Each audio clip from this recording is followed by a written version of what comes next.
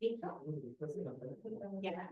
Buenas tardes, en especial a la señora María Soledad Toledo, a nuestra directora, Cecilia.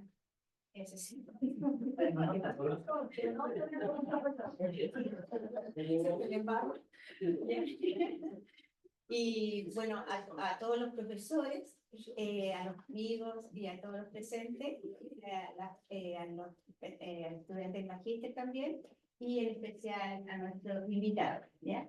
Nuestro invitado, su nombre es Tomás Igor Veloz González.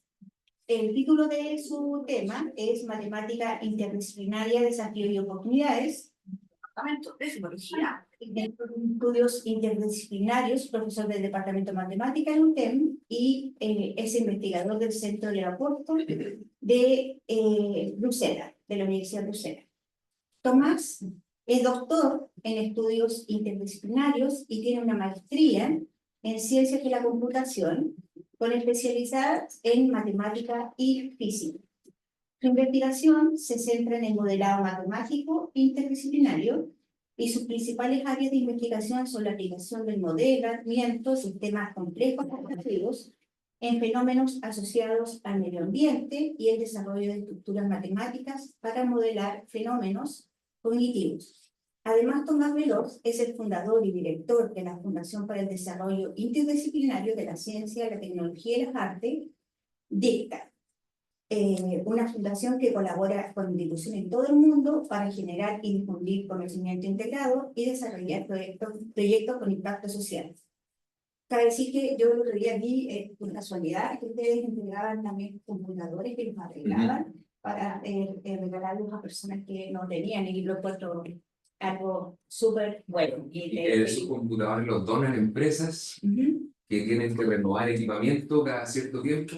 Entonces nosotros reciclamos eso, si le falta un cargador o si hay que reinstalarle Windows, y después los pasamos a estudiantes, gente que lo necesita. Sí, lo encuentro súper bonito. Eso es una de varias cosas. Sí. Ya, entonces tenemos. Ya, gracias, estimada. ¿Cuánto? No, gracias a todos por venir, muy contento de poder presentar un poco de esto.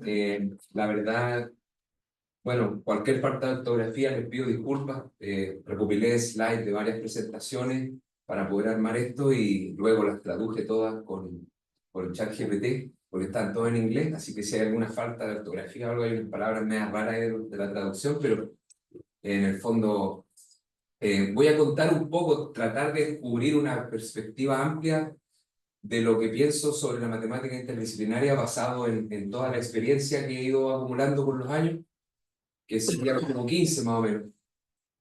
Bueno, ustedes saben, Departamento de Matemáticas, y yo me muestro o me presento como con estas tres instituciones que son con las que realmente ejecuto todas las acciones que hago de una u otra manera. Entonces, el Departamento de Matemáticas de la UTEM, acá primero, siempre como la institución principal, pero llevo muchos años colaborando con este centro de investigación en Bélgica, que les voy a contar un poquito después, y como dijo Sonia, con la fundación que fundé con algunas otras personas.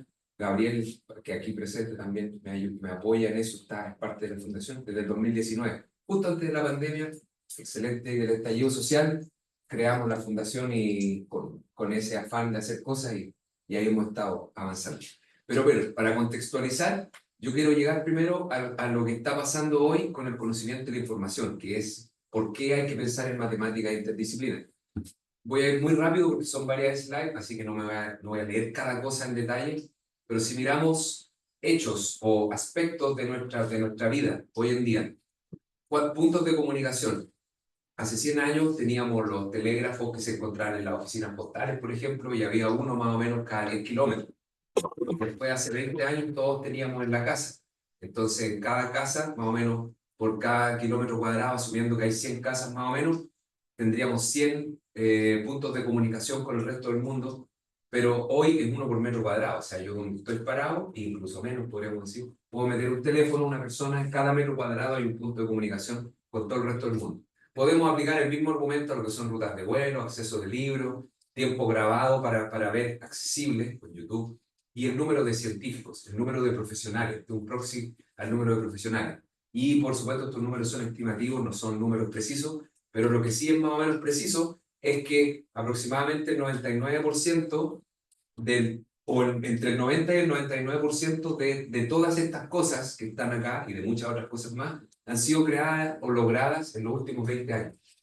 Entonces eso te muestra un poco que la realidad de hoy no es lo mismo que la realidad de antes. O sea, realmente hay una diferencia significativa. De hecho, el 90% aproximadamente de los científicos que ha habido en toda la historia de la humanidad son los que hay ahora. El otro 10% son todos los de los que se murieron todos para atrás. O sea, la cantidad de científicos que hay hoy día es radicalmente mayor a la cantidad que, o por supuesto, uno puede empezar a corregir por tamaño de población, crecimiento poblacional, etcétera, pero va a seguir contra todas las correcciones que uno le quiera hacer al argumento, vamos a tener que la proporción es al menos 70, 80% o 50%, pero en los últimos 20 años, con respecto a 2000 años, ¿no? Entonces, esto es porque siguen leyes de poder. Esa es una explicación matemática para esto, pero no la vamos a hablar hoy día. Lo importante es partir con este contexto de que las cosas hoy en día son, de una manera, son especiales, digamos, en este sentido de los accesos y de todo lo que hay relacionado a la comunicación o al quehacer científico. Entonces, ¿qué es la ciencia y qué hacen los científicos? Esa es la primera pregunta. Entonces, lo primero que quiero hacer es una breve historia de la institucionalización disciplinaria, porque nosotros partimos muchas veces pensando que la ciencia es un objeto, es algún conocimiento que está ahí en el mundo por conocer, como si la física o la matemática, bueno, la matemática puede ser, pero como si la física o la biología estuvieran antes que el hombre. Pero si miramos la historia y cómo se han ido concibiendo las disciplinas, esto siempre ha tenido una estructura. En la época de los griegos estaban las técnicas, no habían disciplinas, la escritura, la observación de las estrellas y todo. Y ya los griegos introdujeron esta idea de la academia, pero las cosas que ellos consideraban las grandes disciplinas, por dar una escuela, habían muchas, esto ya estoy siendo súper breve, retórica, que es el arte de hablar, de convencer con argumentos, la música, la geometría y la ética. Esas eran las disciplinas de esa época. En la época romana después puso muy importante el tema de la ley, porque estaban con digamos, una política expansiva súper grande, entonces tenían que estructurar grandes cantidades de personas en un sistema, y la medicina, que también se desarrolló bastante, eran como las áreas que se potenciaron. Sumado a esto, es muy complejo explicar cómo va todo el avance, y en el Islam estaba la literatura, la alquimia, que era como la protociencia, y el álgebra, que era como una forma más, una especie de matemática para ellos, como la geometría es para los griegos. Entonces, después en la época medieval se retoma la escuela griega y aparece el trivium y el quadrivium, que eran como formas de escolarizar, de mandar de distintas instituciones, tenían distintas técnicas. Pero lo que lo que más me importa mencionar es que el conocimiento y la institucionalización del conocimiento, incluso hasta el día de hoy, y es la base de todo, es una manera de organizar lo que se sabe para poder mantener la sociedad funcional como está funcional en ese momento. O sea, ¿qué quiero decir? Que en el fondo el conocimiento, la institucionalización del conocimiento es una manera de perpetuar las estructuras de poder que rigen a las sociedades en los momentos históricos que corresponden. Entonces, no es que el conocimiento sea como una cosa que está ahí por ir a conocer. O sea, el conocimiento, y sobre todo cuando está institucionalizado, es algo que ya está ordenado porque conviene que esté ordenado de esa manera también. Entonces, es bien interesante ese juego de cómo uno cuando quizá entra a la universidad o quizás hasta algún momento de su vida, ve el conocimiento como algo que está dividido ya de antes, como si naturalmente tuviese esa división. Y no es así. Esto pertenece a la razón de que, no sé, una persona que tenía mucho conocimiento o que sabía de muchas áreas, o si habían dos que sabían de muchas áreas en la época medieval, no sé, tenían que pasarle un laboratorio a cada uno. No podían los dos ser los jefes de las dos cosas. Uno para una cosa y otro para otra cosa. Y así poco a poco, y si lo vemos acá en la universidad también, se van dividiendo el conocimiento, se va institucionalmente organizando en la medida que las personas van trabajando en los temas, van profundizando, van teniendo más dinero, más recursos, más acceso, y así se va armando finalmente. Entonces, lo que quiero llegar es que no es que el conocimiento esté ahí, sino que es una cosa constructiva que tiene que ver con temas sociológicos.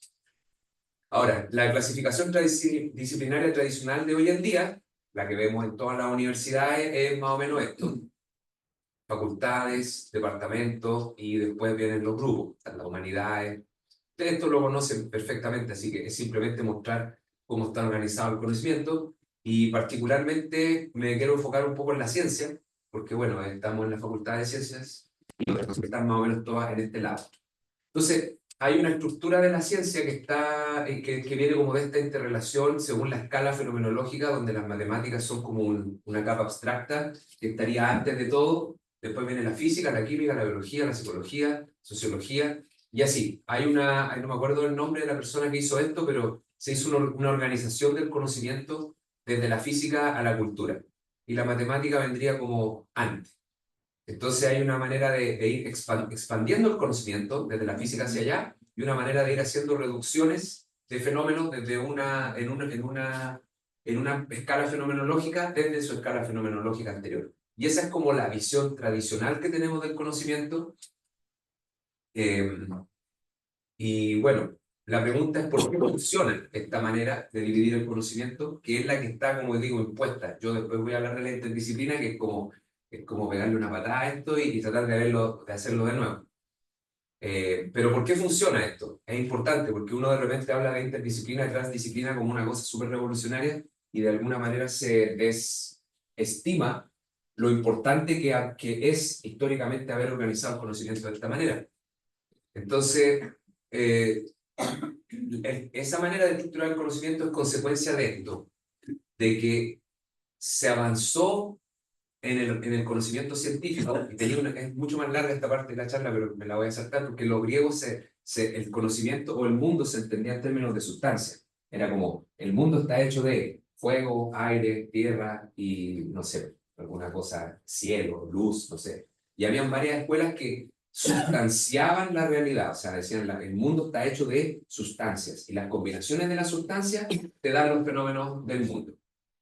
Y incluso estaba la teoría de los humores en medicina, por ejemplo, que explicaban la salud como un desbalance de ciertas sustancias que teníamos en el cuerpo, como la saliva, la sangre, y se supone que todo se explicaba como combinaciones lineales, en los matemáticos, combinaciones lineales de un espacio de 4 o 5 dimensiones, que era todo lo que podíamos medir del fenómeno. Y esa es una manera de pensar la realidad. Hay sustancias y combinaciones de las sustancias configuran todos los posibles estados del sistema, y entendiendo esos desbalances podemos, con un principio como de armonía que ellos tenían, que esas 4 sustancias tenían que estar en armonía, y eso era equilibrio para el fenómeno o era equilibrio para la salud, etc. Pero eso se superó, que es el pensamiento antiguo que también funciona para la alquimia, por ejemplo. No solamente en el mundo occidental, también la alquimia y las filosofías orientales también tienen ese tipo de pensamiento. Pero en la cultura occidental se logró superar esa forma de pensar combinando 2 características. Uno, que era reducir los fenómenos a entidades e interacciones relevantes, no a unas sustancias primordiales, sino que mirar lo que es relevante de un fenómeno, independiente si es sustancia o no. Y segundo, simplificar la descripción de esas entidades que interactúan en dichos fenómenos. Entonces, reducción de variables y simplificación de las interacciones. Ese es el gran truco del Renacimiento, según mi visión. Y bueno, y se explica en la navaja de Occam, que es como si tengo 2 explicaciones y una ocupa menos variables o asume menos cosas que la otra, la que asume menos cosas es la que vale. Porque ¿para qué voy a explicar cosas con más razones de las que puedo, si puedo explicarlo con menos? Da para mucho, pero por supuesto por el tema no lo vamos a elaborar más profundamente, sino que simplemente cubrir un ejemplo, que es la pregunta de la astronomía, de la revolución copernicana, pero hablando un poco desde Newton. ¿Por qué las trayectorias de los objetos celestes? Básicamente, voy a ir rápido, entonces, tenemos que la posición de un objeto, y esta fue lo que se asumió, depende de la velocidad, aceleración masa y masa de los objetos que interactúan con él. Eso, desde todo lo que va a depender la posición del objeto, bueno, y de la posición inicial. Pero estas serían las variables que podrían afectar dónde va a estar el objeto. Entonces, después con esto ustedes conocen la ley de Newton, pero esto es un principio de simplificación. ¿Por qué? Porque el tamaño del objeto, la densidad del objeto, la composición de materiales que tiene, si emite radiación, por ejemplo, si está girando o no está girando, hay muchas variables que se ignoran en la descripción de estas entidades y de estas interacciones, que sí se concebían por otras personas que teorizaban sobre esto como relevante. Yo no puedo comparar algo, por ejemplo, chiquitito con algo grande, porque son cosas diferentes. No, pues si lo que importa es la masa que tienen. Si tienen la misma masa, están sujetos a la misma ley. Entonces, por eso aquí estoy explicando un poco que la genialidad de estos científicos en la época era pillar justo las variables que describían el fenómeno y poder descartar todas las otras y después buscar un principio reductivo que las combinara, como una fórmula o algo por el estilo. Entonces, y esa es la gracia, que bueno, a pesar de que estas trayectorias difieren mucho en su forma, se esperaba que una sola ley las describiera. O sea, eso también es como una expectativa que tenemos nosotros como personas sobre cómo es el mundo, que haya una ley, que haya un principio que explique las cosas. Eso también es filosofía y causalidad y todo. Hay más ejemplos. La teoría de los gases, todo que seguramente muchos conocemos acá, también reduce la complejidad de un gas de partículas que son, pueden ser millones, lo que sea, a unos ciertos números fundamentales, que son 4, bueno, y unas constantes. La interacción en el intercambio de calor y la ley de simplificación en la maximización de la entropía o, bueno, la minimización de la energía. Y para la selección natural, la teoría de Darwin, otro ejemplo, tenemos lo mismo. Tenemos las entidades que son poblaciones que pueden ser muy diversas, podemos tener muchos tipos de especies interactuando y todo eso, pero la interacción básicamente es adaptativa al entorno. Y está la reproducción.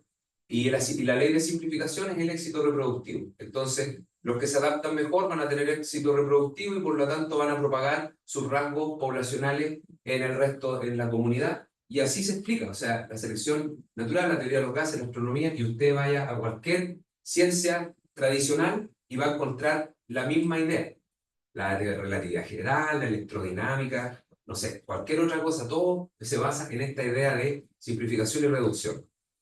Entonces, esta tabla resume pobremente lo que fue el periodo del Renacimiento, porque hay millones de otras cosas que pasaron. Hubo una explosión volviendo al cuadro que yo les decía de mostrar la institucionalización disciplinar, se empezó a institucionalizar la disciplina en la medida de que se iban descubriendo nuevas leyes de este tipo, se iban armando nuevos departamentos, nuevas facultades, y eso requirió entonces un ordenamiento filosófico, que es lo que se entiende como el problema de la demarcación, qué es ciencia, qué no es ciencia, y ahí hay toda una historia también de la filosofía de la ciencia, del Círculo de Viena y todo eso, de cómo se organizó la ciencia a principios del siglo XX, pero también institucional, que es lo que les decía, de la organización de facultades y los premios Nobel y los journals y todas esas cuestiones responden justamente a cómo se va construyendo el conocimiento, no es algo que está de antes. Eso es lo que más quiero remarcar.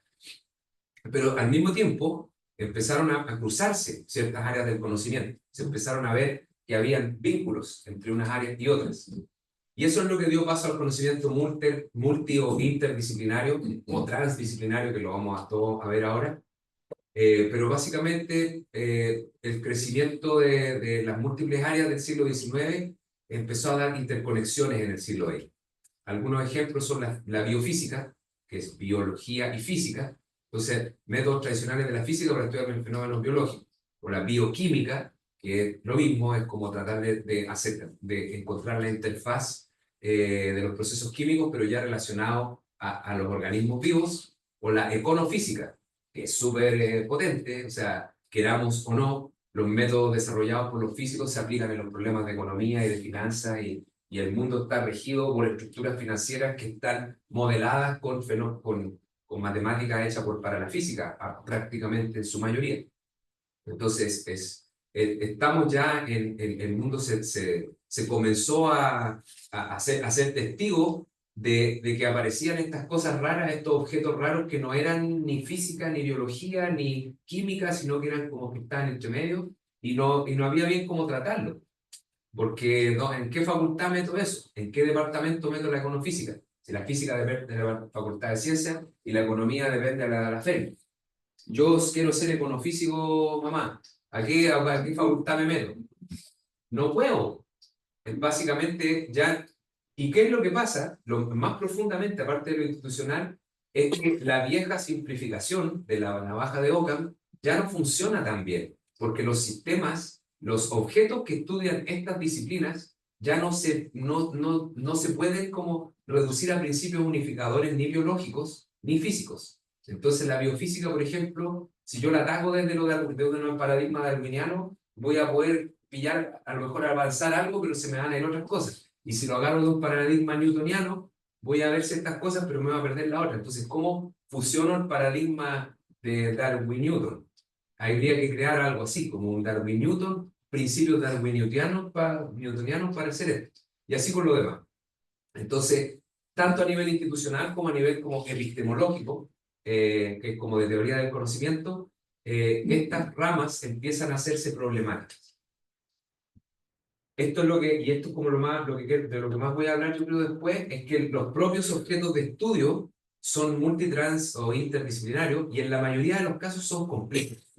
¿Qué quiere decir esto? Complejos también me parece que lo voy a explicar. Pero complejo en el fondo, es como que tienen una cosa que va más allá de esas, donde esas simplificaciones como que no funcionan muy bien. Ahora, en honor al tiempo, voy súper rapidito, para que podamos discutir más después. Voy a pasar a hablar de la clásica taxonomía de lo que son los enlaces disciplinarios.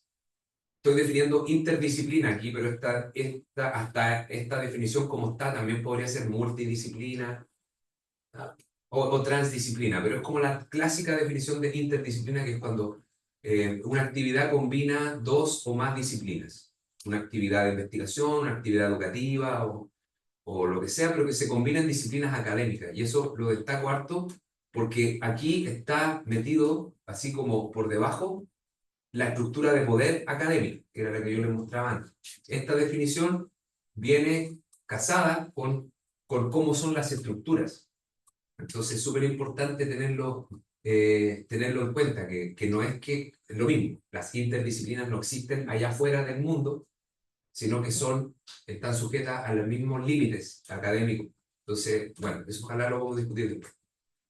Y el aspecto crucial es poder pensar a través de los límites disciplinarios. Esa es como estoy hablando bien como, no muy matemático aquí, pensar a través de los límites disciplinarios. No hemos dicho ni lo que es una disciplina, ni dónde está el límite, ni nada, pero es más o menos como se habla de esto. Y también hay una definición que es más como institucional, que es una unidad organizativa que cruza los límites tradicionales entre las disciplinas académicas o escuelas de pensamiento o facultades, debiera haber puesto, a medida que surgen nuevas necesidades y profesiones. Entonces, esta es como la manera de organizando el conocimiento interdisciplinario. Se va organizando en unidades, y estas unidades, de hecho, tengo un tesista ahora que va a estudiar cómo estas unidades se han ido proponiendo a lo largo de la historia. Vamos a centralizarlo en una casa y vamos a poner uno de cada disciplina, o vamos a hacerlo por medio de reuniones, teniéndolos a todos trabajando en sus propias disciplinas, pero reuniéndose periódicamente, o vamos a traer a una persona que sepa de muchas áreas y que va a trabajar con gente más joven. Hay varias maneras de implementar la interdisciplina en una institución. Entonces, de eso también quiero discutir un poquito. Por eso está esta definición de acá.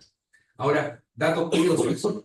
Existe hace como más de 40 años este concepto de la inter y transdisciplina. Está lleno de debates académicos en las ciencias sociales que son bastante aburridos, la verdad, para mi gusto. Ponerse entre académicos ahí que tú dijiste inter con H, sin con H, que es la palabra, discusiones según lo que dijo Schopenhauer, esto entonces no sería coherente con lo que dijo este otro. Y ahí uno tiene toneladas o terabytes de discusiones, para mi gusto, poco relevantes.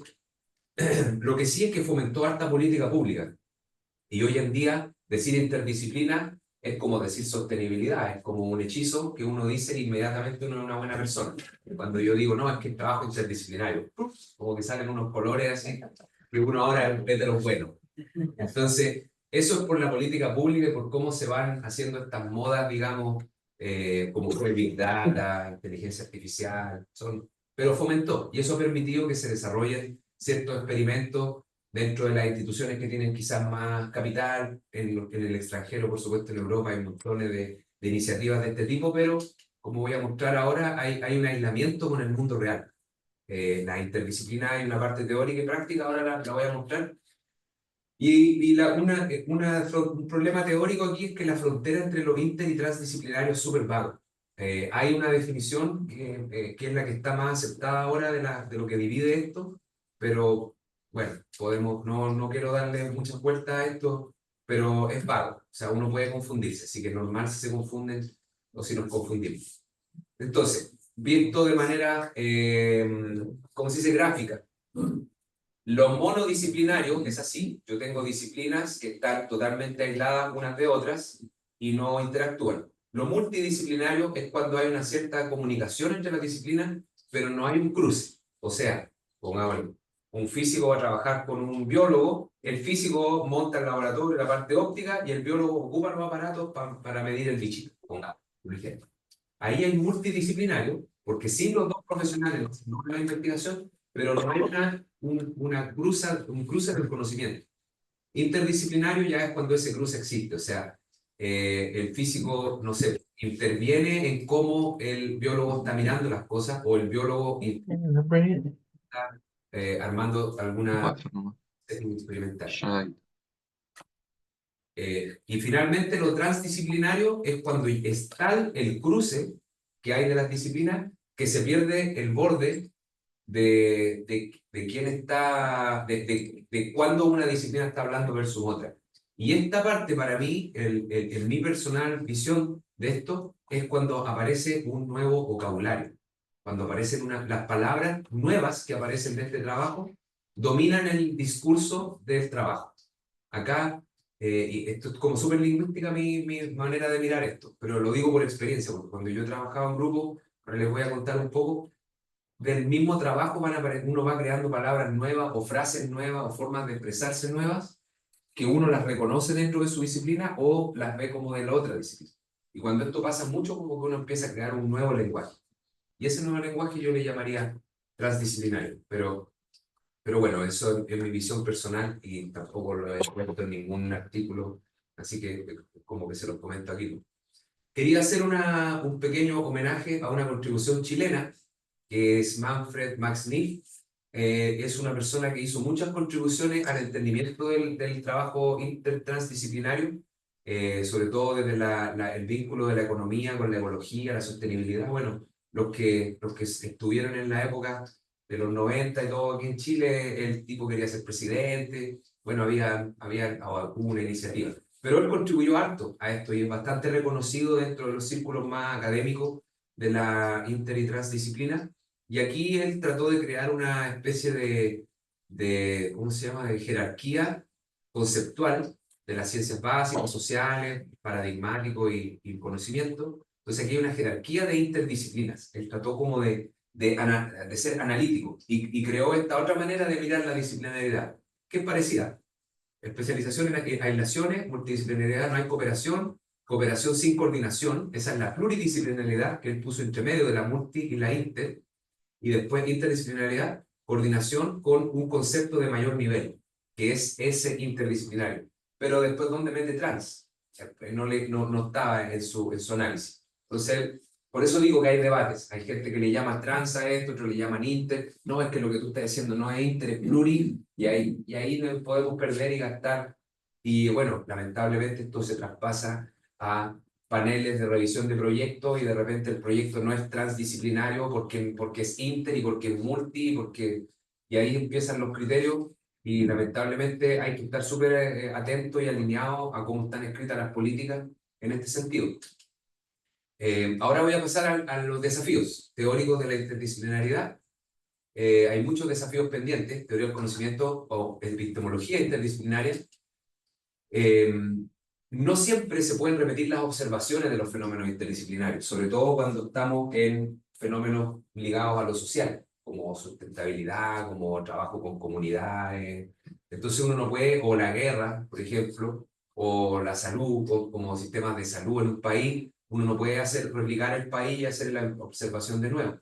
Entonces, el método científico, así como tal, hipótesis, observación, verificación, no siempre funciona.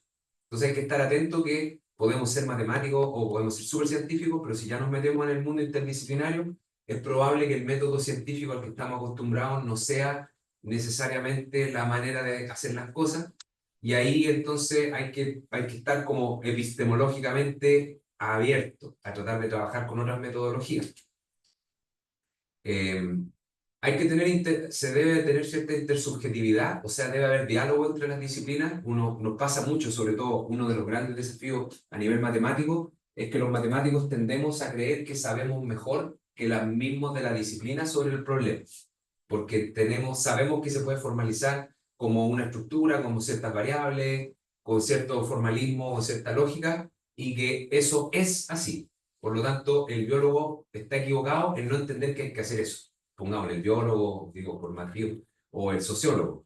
Entonces, a veces pasa mucho que los matemáticos o los físicos matemáticos se meten a trabajar en otros fenómenos, y de hecho, hoy escuché hace poco este concepto nuevo que se llama, es una palabra en inglés que es trespass. Trespass, que quiere decir como cuando uno se mete en la muralla y se mete en la propiedad privada. ¿Cuál es la palabra para eso? Cuando uno entra en la propiedad privada de otra persona. Violación de morada. Violación de morada epistemológica. Así, eso sería como la traducción directa. Violación de morada epistemológica. Cuando alguien, desde un ámbito de conocimiento, se mete a otro ámbito de conocimiento a opinar sin tener las credenciales de conocimiento de la misma área. Entonces uno está violando la morada. Igual eso ya son cosas debates muy académicos, pero es bueno saber que existen. Pero yo destaco más en el fondo el tema de la intersubjetividad, que yo tengo que saber que no sé cosas que el otro sabe y que el otro de vuelta es lo mismo. Eso hay que tener cierta apertura. Y debe haber diálogo, o sea, uno no puede hacer un trabajo interdisciplinario en 2 horas o en un día. Hay que hacer un diálogo, hay que construir un campo de conocimiento común, y eso toma tiempo, meses, semanas por lo menos. Y el otro problema es que los modelos de cómo se estructura el conocimiento intertransdisciplinario que vimos, que era poner bolitas de conocimiento y flechitas, no pone los juegos de poder institucionales en el modelo. Entonces eso no deja claro cuál es el mejor camino para institucionalizar la interdisciplina. Entonces yo digo, sería quizá interesante crear un modelo donde están las disciplinas, pero las disciplinas pertenecen a estructuras de poder, y para ver cuando hago interdisciplina, a qué ámbitos institucionales estoy apuntando, en cuáles estoy pudiendo tener favor y cuáles me va a jugar en contra. Porque así es como se puede quizás pensar mejor cómo hacer el trabajo y cómo llevarlo, digamos, dentro de todo el esquema, no solo como del científico haciendo su investigación, sino que siendo parte de un sistema mayor que es la universidad o el instituto de investigación, lo que sea. Y aquí pongo este clásico cómic que muestra cómo definen tu producto. Y aquí está lo de investigación y desarrollo. Dicen es un yogur lleno de grasa en un tubo de lacto. Lo de la agencia de publicidad es una rebelión benigna. Lo de finanzas es una vaca que nos da plata. Los de operaciones son 50.000 gastos por mes. Los de marketing es un 10% de nuestras acciones. El legal es un accidente que está esperando a pasar, es como, ya. Y así, es un ejemplo de la innovación, y el consumidor, yo no sé lo que sea que esté en el refrigerador. Entonces, según quién está mirando el objeto, va a tener una manera completamente diferente de razonar sobre el objeto. Entonces, por eso es que decía intersubjetividad, porque para poder hacer una mirada interdisciplinaria de este producto, habría que tomar todas esas perspectivas en cuenta. Y eso no es trivial, no hay una metodología, digamos, como última para hacerlo. Todavía no se ha creado ninguna. Entonces hay mucho por hacer. Por eso hay desafíos pendientes y hay mucho por hacer. Yo he hecho algunas cosas sobre atacar estos problemas, pero por tiempo hoy día no lo voy a elaborar. Ahora, la transdisciplinaridad es lo que se entiende institucionalmente más que nada cuando hay práctica, cuando hay trabajo práctico, cuando es aplicado, toma de decisiones o implementación de soluciones. Eso es una decisión que se tomó porque en la teoría, si uno va a los libros de inter y transdisciplina, yo lo que les mostré era intersecciones de disciplina, y cuando ya la intersección es más grande que el área de la disciplina, ahí hablamos de transdisciplina. Eso es teórico. Pero si uno va a la Unión Europea, las declaraciones de los fondos concursables, de ANID, se habla de transdisciplina cuando es trabajo interdisciplinario que involucra las comunidades, por así decirlo, la sociedad civil. Entonces es súper importante, yo no lo sabía, hasta hace poco me enteré que esa era la definición que finalmente adoptaron las instituciones. Se le dice transdisciplina cuando está la sociedad civil de alguna manera involucrada, y cuando no, cuando es académico no, se llama interdisciplinario. Así que, entonces, el conocimiento se produce en el contexto donde será aplicado, tiene características propias que van más allá del conocimiento, es heterogéneo, se requieren muchas habilidades, muchos puntos de vista y experiencia, pero esto es como todo recetario, no hay una cosa más formal, más analítica como lo que estábamos viendo para la interdisciplina. Y estos son como puras declaraciones de buenos principios en realidad. Yo estoy aquí citando papers que son como los más importantes del área, pero esto es lo que dicen. La calidad se evalúa con criterio y procedimiento adecuado. Gracias. Esperemos que sí, si no, ¿cómo lo vamos a evaluar? Con procedimiento inadecuado. O sea, dicen muchas cosas, y estos son los típicos ejemplos, como muchas disciplinas para resolver un problema que tiene que ver con riego, problemas de uso de agua. Entonces tenemos como a los granjeros, la industria minera, las empresas de fertilizantes, y tenemos como un discurso multiparticipante para poder tener manejo sostenible de los recursos, y tenemos que traer a los cientistas del suelo, a los cientistas de las plantas, ingenieros químicos, economistas, y todos tienen que de alguna manera trabajar juntos en etapas e ir como pasando por etapas temporales de toma de decisiones, de implementación, evaluación. Ahí hay como management, modelo cascada, distintos modelos de trabajo para poder llevar la dinámica de un proyecto transdisciplinario. Y eso es investigación, que prácticamente de investigación de operaciones. Sería como la manera más yo creo, no se precisa de mencionarlo, pero investigación de operaciones con epistemologías y necesidades múltiples. O sea, como que la función de optimización que se implementa normalmente no. Habría que tener como una multifunción que depende de cada aspecto, cada contexto de la función, de parámetros diferentes. Así que olvidémonos de los óptimos locales en ese caso. Los desafíos de la transdisciplinaridad. La sociedad no está preparada. Se le habla de una cosa del problema sin problema. En inglés se dice the problem no problem, que es como que uno llega y dice, oye, pero está este problema, pero cada uno desde su propia disciplina no ve el problema.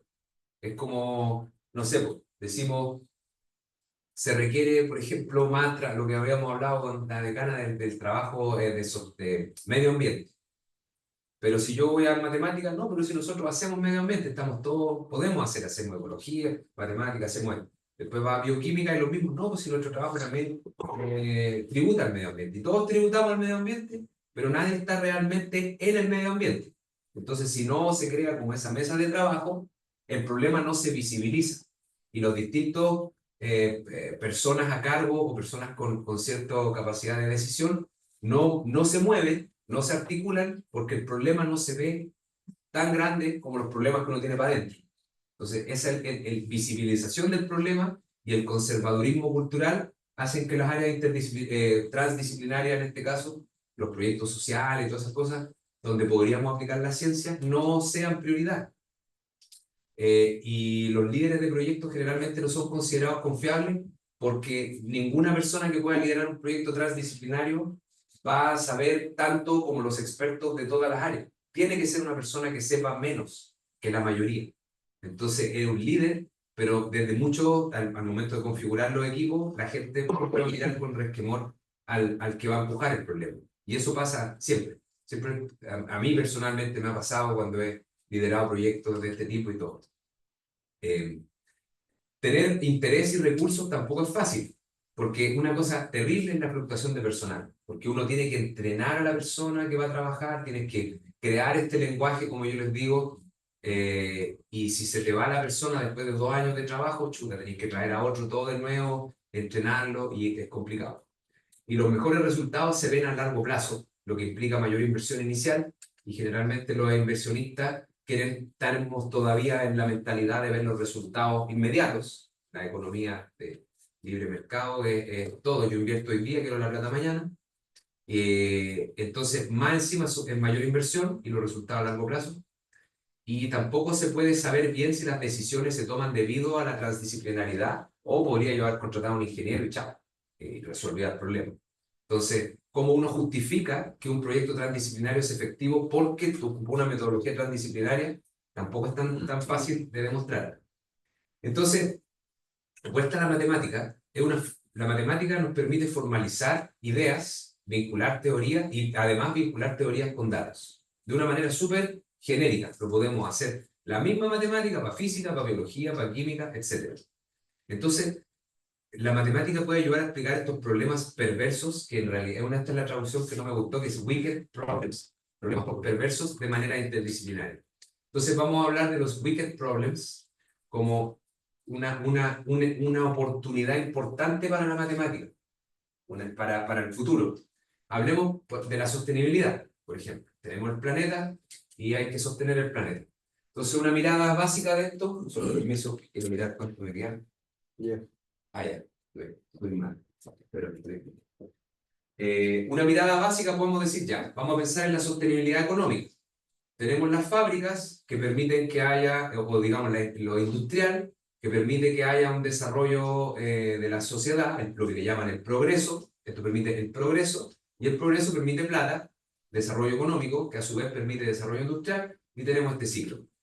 Pero en realidad ni siquiera es que una cosa implica la otra, es que todos los pares, el sistema financiero con el sistema industrial, permiten el progreso, y a su vez el sistema, cómo está la sociedad y cómo está la economía juntas, configuran cómo está la industria, y así sucesivamente. O sea, no son implicancias, no son conexiones uno a uno, en general son conexiones complejas. Muchas cosas implican muchas otras cosas. Las causalidades son complejas. Pero además hay que meter el sistema político. Aquí teníamos industria, teníamos noción de progreso y teníamos economía. Pero esto está todo sujeto a un sistema político donde tenemos personas, digamos, que a lo mejor no deben estar ahí. Tenemos que también configurar esto mantener la biodiversidad del planeta, mantener las condiciones ecológicas y también que las personas que viven en este mundo tengan un well-being, un buen vivir. Entonces, ¿cómo incorporamos todas esas dimensiones en una única visión? Entonces lo que se integra acá, porque digamos, acá political science, ciencias políticas, acá tenemos estudios urbanos, o no sé, pues, como esas cosas de planificación urbana, acá tenemos psicología, acá tenemos economía de conservación, y acá tenemos ingeniería industrial. Entonces, ¿cómo ponemos a hablar a estos con eso, con eso? Está claro que el problema de la sostenibilidad, de esta mirada rápida, requiere una integración de perspectivas que están fragmentadas a nivel académico. ¿Y cómo hacemos esa integración? Entonces ahí yo conecto esto con el pensamiento sistémico, que se llama, que es la habilidad para resolver problemas en sistemas complejos. Entonces, ¿qué son los sistemas complejos?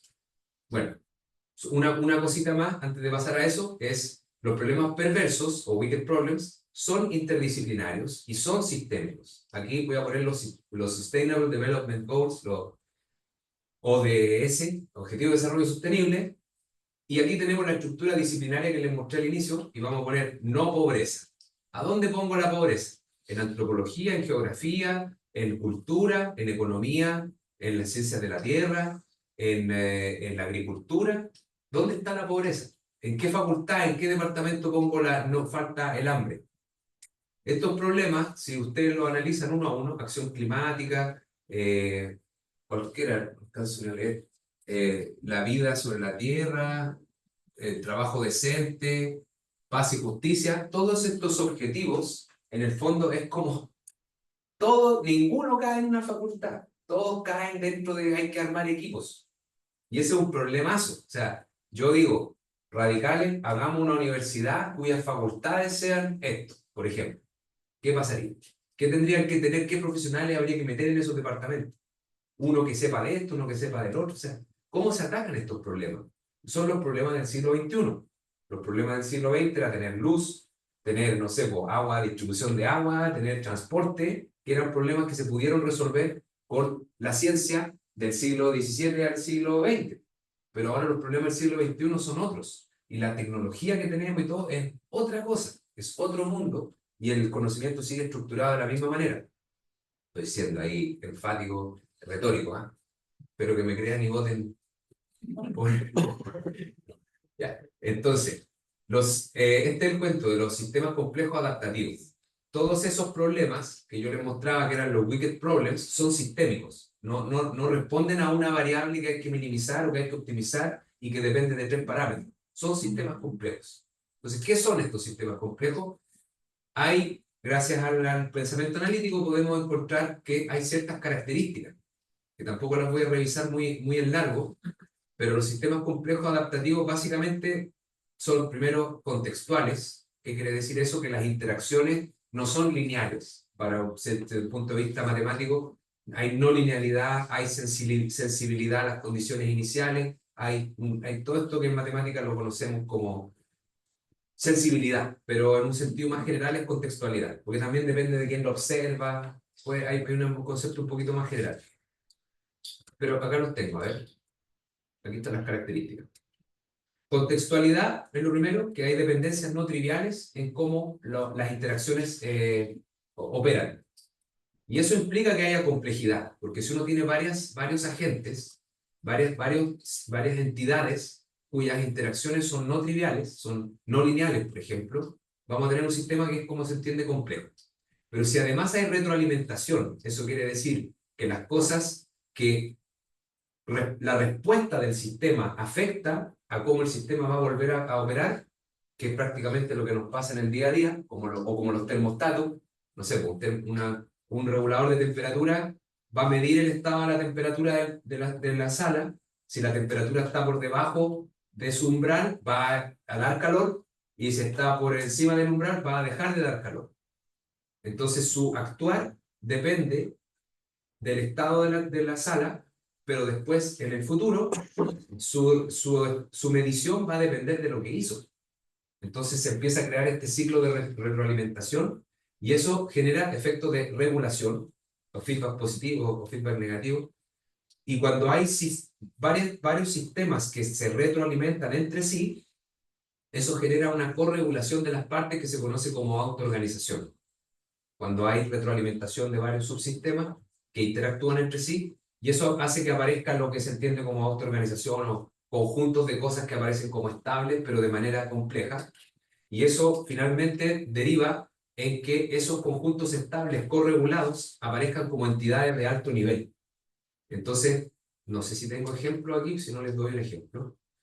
Y eso genera finalmente una jerarquía de sistemas complejos. O sea, el conocimiento de los sistemas complejos finalmente es jerárquico, en un sentido de que tengo entidades básicas. Voy a pensar células. Si tengo células interactuando, ellas tienen intercambio de materia y energía, y después se corregulan y se forman en tejidos, por ejemplo, tejidos. Y los tejidos ya son como estos conjuntos corregulados de células interactuando de maneras no triviales.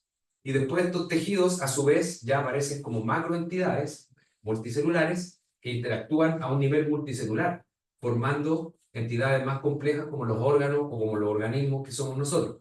Nosotros estamos compuestos de varios niveles. Tenía esa slide, pero la saqué. De la célula, al tejido, al órgano y al organismo. Al menos, de una manera muy sencilla, 4 niveles de jerarquía existencial del fenómeno. No son partículas, sino que son cosas más complejas que tienen una estructura multiescala. Pero nosotros como matemáticos podemos estudiar las cosas cuando sabemos que son así. Entonces, por eso digo, los sistemas complejos adaptativos, como los ecosistemas, redes productivas o económicas, tienen una gran cantidad de interacciones entre sus componentes, y el modelamiento matemático permite capturar esas dinámicas no lineales y emergentes, como lo que varios de los colegas acá hacemos eso. Entonces, bueno, hay distintas teorías que permiten hacer eso, y lo que quería mostrar es que este enfoque interdisciplinario es clave para aplicar problemas con énfasis en medio ambiente. Y tenemos nosotros nuestro grupo, donde estamos haciendo cosas de ese tipo, o al menos estamos apuntando a hacer ese tipo de cosas. O sea, es como una cosa buena que estamos haciendo. Y Una cosa era con respecto al modelamiento y otra cosa es el modelamiento y la gran cantidad de datos que hay ahora, que era lo que mostraba al principio. Entonces, en esta era del Big Data, hay que procesar muchos datos. Bueno, y básicamente lo mismo, colaboración interdisciplinaria, poder garantizar que estos modelos sean relevantes y aplicables. Y tenemos justamente esta ingeniería que se está creando ahora, donde esperamos poder incorporar este tipo de pensamiento, este tipo de manera de trabajar en el modelamiento matemático. Entonces yo creo que las oportunidades las tenemos, pero muy a la mano ahora, en nuestra estructura institucional actual. Y ahora voy a hacer un ejemplo muy rápido de mi caso personal, porque no queda mucho tiempo, que es básicamente el trabajo interdisciplinario de las matemáticas como yo comencé. Esto fue la primera cosa que hice, que era estudiar estas cosas del inicio de la vida, el problema del inicio de la vida, de que al final me he dedicado varios años a ese cuento, cómo empezó la vida, cómo pasamos de una red, de unas reacciones químicas a estas redes metabólicas o a sistemas más complejos. Entonces, es un formalismo que se llama redes de reacciones, que acá el estudiante Gabriel está haciendo su tesis en eso, pero en vez de aplicarlo a esto, lo aplica a la ecología, haciéndolo más también la matemática aplicable a otros sistemas. ¿Y cómo lo he estudiado? Entonces, básicamente, el grupo con el que yo llegué a trabajar como matemático y computín en la época era biólogos y químicos experimentales que identificaban los procesos bioquímicos que ocurrían en el sistema. Biólogos y químicos teóricos que armaban estos modelos a partir de los datos que estas personas medían experimentalmente. Después habían físicos y bioquímicos que estudiaban cuáles eran las leyes de evolución o cuáles eran las cargas, cuáles eran las ecuaciones que había que ocupar para la dinámica del sistema. Y después estaba, en mi caso, yo llegué como matemático y computín para poder resolver esas ecuaciones o generar alguna estructura matemática que hiciera soluble el problema, porque eran muy complicados los problemas. Y ver cómo se podían modificar los modelos y cómo modificar el sistema. Ahí uno tiene biólogos teóricos, experimentales, bioquímicos, físicos, matemáticos y informáticos. Y la vuelta a los bioquímicos para interpretar los resultados. Entonces, uno hacíamos este ciclo de trabajo, así funcionaba. Era un ciclo de trabajo. Y requería un equipo, una formación de un equipo interdisciplinario, que aquí están todo el equipo, estos son de Alemania, el profe y los estudiantes con los que trabajaba, biólogo, físico, matemático, bióloga, matemático, computín, biólogo y informático. Y yo no aparezco en la foto, pero esa polera se la regalé yo a él. Ustedes ven, dice Chile. No estaba en la foto, pero tenemos fotos, pero él es parchito.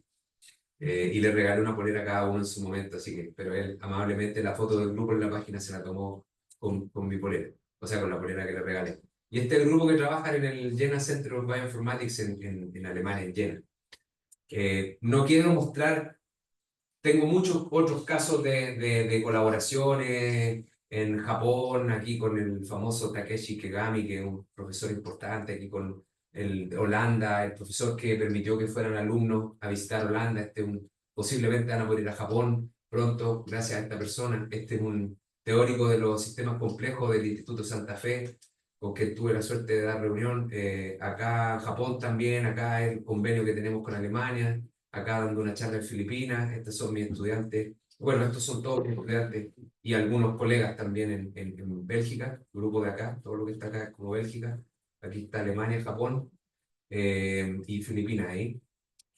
Y quería mostrar que actualmente estamos haciendo algunos convenios con la Hochschule de Düsseldorf, particularmente con esto ya estamos listos con la firma de Cana, para que sepan que estamos preparando una postulación con el para el DAAD, para hacer misiones para que hay que visitar esto el otro año, pero no tenemos fecha todavía, hay que armar un equipo para visitar.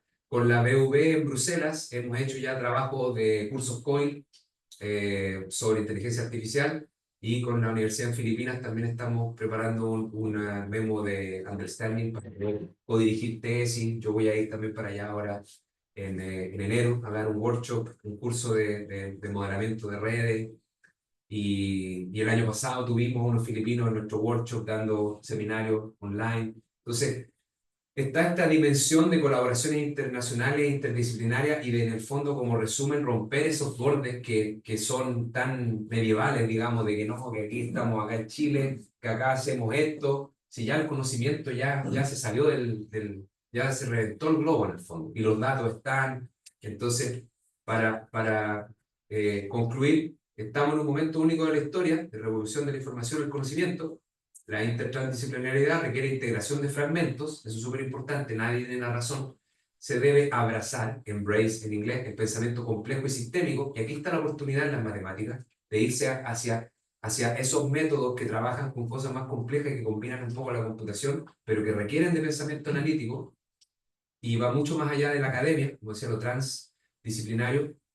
Se debe ver como una forma de resolver los problemas complejos o incluso una nueva manera de concebir el conocimiento y la realidad en la que vivimos.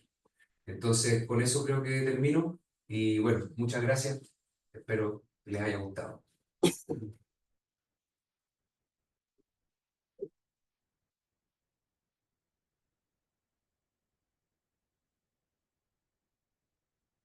¿Preguntas? Sí. Dale. Sí, yo tengo varias preguntas, pero no sé si puedes quizás la slide donde mencionaba un poco el estado del arte y Del arte de, por ejemplo, los problemas que hay para trabajar por lo interdisciplinario. Ah, Eso de los ODS, yo creo que igual eso es complejo. Con los dos, porque en el fondo, ponte tú, bueno, el problema es un problema, yo lo pienso, en el contexto Santiago, digamos, el conservadurismo, porque en el fondo nosotros somos evaluados, por así decir, por los papers que publicamos al año. claro. Entonces, cuando uno se sale de su disciplina, no tiene certeza de que vaya a conseguir el paper, que vaya a conseguir el proyecto, que vaya a conseguir los fondos. Esa lámina me hace mucho sentido y me vuelve inquieto también. Una reflexión. Una reflexión. Sí, claro, por eso, justamente por eso, en esta charla, yo tenía una primera estrategia que era como hablar de, bueno, esta es la interdisciplina, esto es lo que puede hacer la matemática y todo, pero me dediqué un buen montón de tiempo a hablar de la historia, de la institucionalización de las cosas, porque ahí yo creo que es donde está el problema más grave. Si los matemáticos podemos trabajar con los biólogos, si tuviésemos los incentivos, digamos, o con los que sean, si hubiese un incentivo a hacerlo, yo creo que muchos matemáticos estarían felices, pero es esa cuestión de que hay que ver que lo haga otro y ver si le fue bien y ahí voy yo. Y nadie al final es el primero, o sea, siempre pasa eso.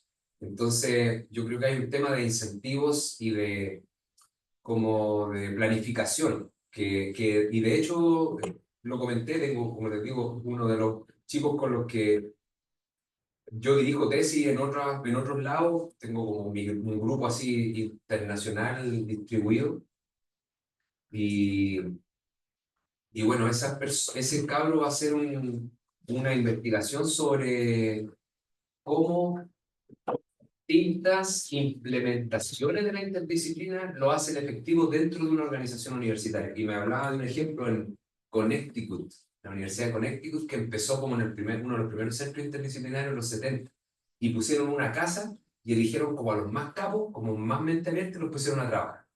Y los obligaron a que crearan un programa interdisciplinario de un doctorado interdisciplinario, y que eligieran un tema. Creo que lo hicieron en robótica o ciencias cognitivas. Y resulta que se convirtió como en un grupo súper cerrado, donde todos se citaban entre ellos, sus papers, todos se citaban a todo el edificio, cada paper que hacían, ¿cachai? Entonces ellos se mantenían hiperproductivos, ¿cachai? Y armaron como una cofradía y nadie podía entrar, costaba mucho, se tenía que morir un tipo para que entrara otro, y se convirtió en una cuestión todo lo contrario que se espera normalmente, que la interdisciplina sea como un hub de conexión. En otras instituciones, en Bélgica, por ejemplo, donde yo tengo harta interacción, también se puso una casa, y el director tuvo un problema, digamos, físico y tuvo que no trabajar presencial nunca más. Y él era el que hacía todas las movidas con los rectores, con los vicerrectores y todo, y los investigadores que quedaron debajo de él se quedaron trabajando piola y no conectaron con el resto de las facultades. Y cuando yo llegué a Bélgica a trabajar y me iba a presentar de repente, decía, vengo de tal centro. ¿Qué es ese centro? La gente en el mundo del administrativo, de finanzas, ponte tú o algo así, ni conocían el centro. Y eso que tenía su propia casa, que estaba inscrito y todo, con sus códigos, su plata. Entonces, tiene que haber un trabajo de visibilización de qué es lo que está haciendo el trabajo interdisciplinario. Entonces, para poder romper con ese conservadurismo cultural, tenéis que tener permanentemente historias de éxito. Básicamente, eso sería como, pero cómo tenerlas y cómo mantener que los egos de esos exitosos no se coman a la iniciativa, es súper complicado, pero no es imposible. Te quería comentar, bueno, en algún momento estoy como más familiarizado con ideas de las ciencias sociales, porque o quizás tú mismo, cuando nos conocimos, hablabas del pensamiento sistémico o no sé si estoy utilizando bien esa palabra, pero en ciencias sociales, la Paxo acá, eso se utiliza mucho. No sé si conocen esto, los fundamentos propiamente, porque yo sé que en la antropología o en sociología hay vertientes de pensamiento que toman eso para aplicarlo o intentar aplicarlo a su problema. No sé si ellos están más abiertos que nosotros. Sí. Porque desde mi escuela, desde la escuela de ciencia, estamos súper cerrados. Venimos súper cerrados en ese sentido. Sí, sí, pues, sí, académicamente las ciencias sociales son mucho más sistémicas, las escuelas de pensamiento, como decís tú, son, o sea, es como sistema de la sociedad, no podéis partir de manera reduccionista, aunque existen approach reduccionistas totales, pero existen muchas escuelas de pensamiento que son más amplias. Y el problema es que, creo yo, o sea, creo que el gran problema es que no hay suficiente diálogo. Porque está esta jerarquía que yo mostré al principio, y resulta que esa jerarquía tiene una rotación así de 90 digamos, en quién es más importante. Los matemáticos están como por encima de los físicos, y los físicos están por encima de los químicos, y así. Entonces, un químico no le va a dar miedo ir a hablar con un físico. Porque no, que el físico no, porque está a otro nivel, y como que existe esa visión arcaica de que los conocimientos son más profundos, es más, no sé. Entonces, yo mismo me acuerdo cuando estudiaba física en pregrado, para mí un sociólogo no estaba dando no estaba haciendo nada. O sea, yo decía, yo hago toda su carrera en un año, y él nunca en toda su vida va a hacer la carrera que hago yo. Tipo, así llegaba uno a pensar, ¿cachai? Éramos como muy pedantes, hay mucho de eso. Yo creo que eso hace que esos diálogos no se den realmente. Y existen algunos journals de sociología matemática, existen algunas personas que se meten, pero por eso es lo mismo, historia de éxito. Tiene que haber un matemático que se meta efectivamente en la sociología y lo logre hacer, que encuentre unos buenos colegas, o un sociólogo que sea buen matemático, y que es difícil, es súper difícil igual, porque el pensamiento es diferente. Pero en la ciencia de datos como que se ha estado formando mucho más, por ejemplo, el César Hidalgo, que les debe sonar a varios. César Hidalgo es un científico chileno súper destacado. Él ha hecho hartas cosas con redes para estudiar el comportamiento de la sociedad, o con estadística avanzada, cómo la gente, por ejemplo, vota, o cómo la gente elige comprar un producto, gastarse el sueldo. Cosas así se han estado empezando a estudiar. Pero a mí me parece que estamos, pero en pañales. O sea, la Fundación Sol es lo que hacen los mejores de Chile, que hacen eso. Y agarran datitos, y hacen regresiones lineales, y ya. Y eso sería como la matemática de la sociedad. Yo creo que hay mucho más que se puede hacer. Sí. ¿Otro más comentario? Sí. Profesor. Sí, es difícil hacer una pregunta exactamente porque el tema es muy amplio, nada más para hacer una reflexión o menos corta. Esto tiene una de las dificultades quizás más grandes tiene que ver con el lenguaje. La división del conocimiento que estuvo muy de moda hasta mediados del siglo XX nos fue llevando a disciplinas cada vez más pequeñas y a experticias cada vez más restringidas sobre cosas muy, muy particulares, con un enorme éxito. No que la idea más, casi toda la sociedad actual, desde Newton en adelante, está construyendo en base a dividir los problemas en pequeñas partes y poder solucionar la pequeña parte y después sumarla todo y construir el hasta que resuelvan estos problemas, o la gente empezó a respetar que hay problemas que no permiten la división, no permiten el entendimiento si no lo mira globalmente. Claro. ¿Cierto? El problema estos problemas holísticos que Y cuando se quiere tratar de hacer esta approach a un problema, uno necesita un lenguaje común. Y cuando uno proviene de distintas áreas, con distintas escuelas, con distintos sesgos, y con distintos prejuicios, como lo que estaba comentando recién, se hace difícil establecer ese lenguaje común cuando además hay falsos amigos. O sea, lo que nosotros entendemos por estabilidad en un contexto matemático, distinto a lo que es estabilidad por un ecólogo, lo cual se llama un montón de humanos entendidos. Exacto. Y que lo que uno valoriza o no valoriza dentro del espectro del conocimiento. Nosotros valorizamos ciertas cosas. ¿Sí? Para nosotros es muy importante demostrar existencia de soluciones. Y la disciplina aplicada, demostrar la existencia, es una cosa tautológica, porque el fenómeno sí lo estamos viendo. ¿Qué sentido tiene que me demuestre existencia? Y por lo tanto tiene una valoración de lo que uno hace o lo que hace el resto pasa con lo que está diciendo. Entonces, el desafío del lenguaje yo creo que es una de las grandes barreras que uno tiene que pasar, y por lo tanto también tiene que formar en una cultura que permita ese lenguaje. Entre más cerramos, entre más agotamos, y entre más creo que lo que yo hago es lo único que vale y lo del resto vale menos, más difícil se hace este proyecto de mirar los problemas que tienen el mercado. Porque esto tampoco no que todo se tenga que ver siempre así global, no, claro, sino hay ciertos problemas que lo requieren. Y otro, pues sí, sigamos trabajando en la clásica, que no ha dado tan buenos resultados y seguramente no va a seguir dando buenos resultados todavía. Entonces, hay yo creo un desafío formativo, estamos volviendo al espíritu del seminario, ¿no? Que hay paradigmas que hay que romper de la forma en que conseguimos las cosas y la forma como las enseñamos. Pero que sé cómo el desafío para poder tener una esperanza de éxito, más siento que todas las cosas políticas que lo mencionaste, no son, o es que es otra manera, pero una manera como que está más fuera de nosotros, pero nosotros tenemos una limitación interna, que tiene que ver con el lenguaje, en la cual hay que hacer cultura, hay que hacer amigos y reinventarse uno mismo cuando quiere ver los problemas que están. Sí, no, estoy súper de acuerdo. Ahora, en el ámbito de la investigación, cuando uno hace investigación interdisciplinaria, ahí lo primero es que uno tiene que llegar con los libros, así léete esto y tú léete esto, y hay que empezar a leerse las cosas, de lo que hizo el otro, de lo que inspiró al otro, y es como lo primero. Yo digo, en menos de 2 meses, reuniéndote 2 veces a la semana, por 2 horas, no podía empezar un proyecto así seriamente de investigación interdisciplinaria, mínimo para mí, en mi experiencia, todos los que mínimo 2 meses intensamente reuniéndose 2 veces a la semana a discutir, hasta que empieza a salir como ese lenguaje que decís tú, común.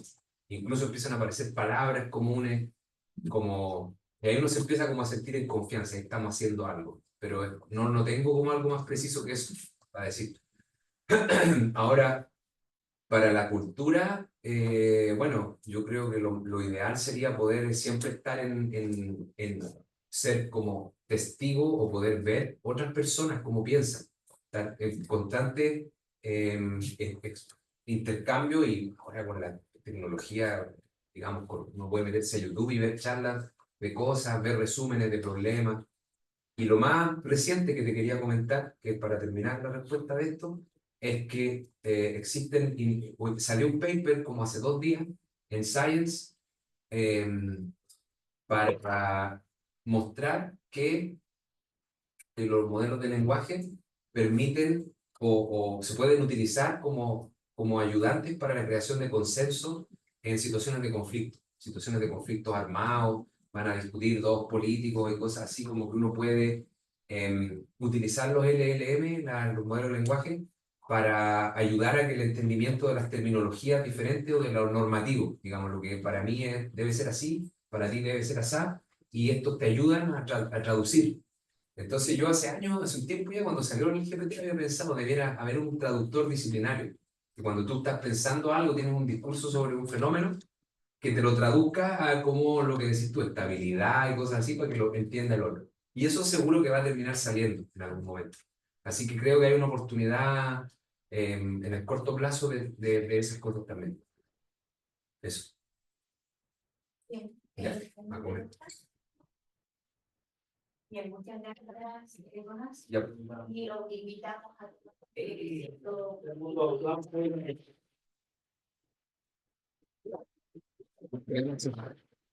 Voy a hacer una dar un lujito.